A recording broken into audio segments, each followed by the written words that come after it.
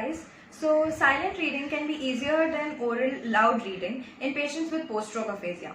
Now as mentioned previously, always go to the underlying causes for why that skill is absent. So there can be a visual processing disorder, or there can be visual neglect due to which the patient is not able to read, or else there can be alexia, that is inability to read after a brain lesion. So we asked the person who asked this question, and we found out that the first two causes, that is visual processing and visual neglect, was already ruled out. So this was purely due to alexia. So here the problem is not at a visual store level or a semantic processor level, but there is a problem with the phonological processor level due to which they cannot read aloud loud correctly.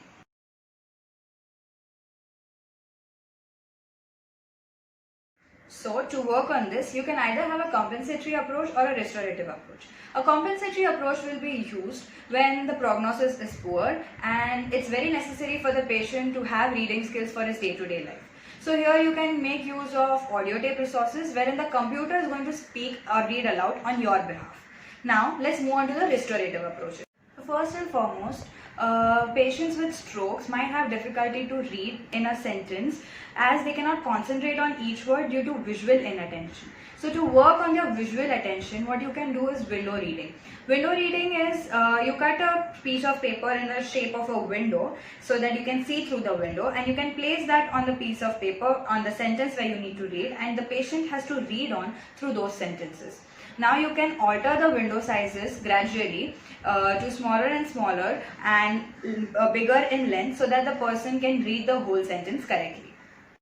Secondly, you need to assess if the patient is able to read individual letters aloud. Many a times this happens that patient is not able to read the whole word, but he is able to read individual letters. That means the whole word recognition is affected. So what you can do in such cases is you associate pictures along with those words written down. So the whole word recognition thus develops. Once the patient is able to read that whole word along with the pictures, the same words you can start using in sentences and see if the patient can now recognize that word in the sentences. Now this is also called as naming of letters in a letter string. So that means when this is present, it can also act as a cue for the patient, and patient can himself come up with a word. For example, instead of a word directly as boat, if I say B-O-A-T, that means I am breaking down and my phonological decoding is taking place. The patient might just come up with B-O-A-T, boat. So this way, the reading ability, reading aloud ability can be worked upon.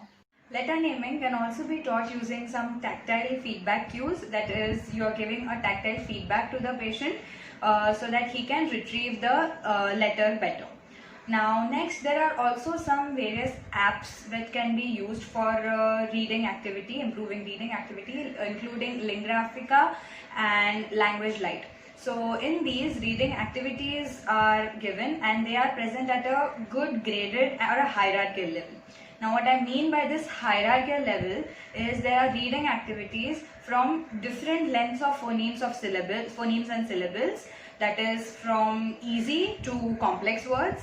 Then there is different frequency of words, that is from more frequent words to less frequent words. And next there is different grammatical classes, so from more content words to more functional words. Now I'm also going to tell you about two approaches which are evidence-based that you can use for reading aloud activities. First is oral reading language in aphasia, that is ORLA. So what you do in this is you read along with the patient in unison, and slowly your reading fades away and the patient has to read independently.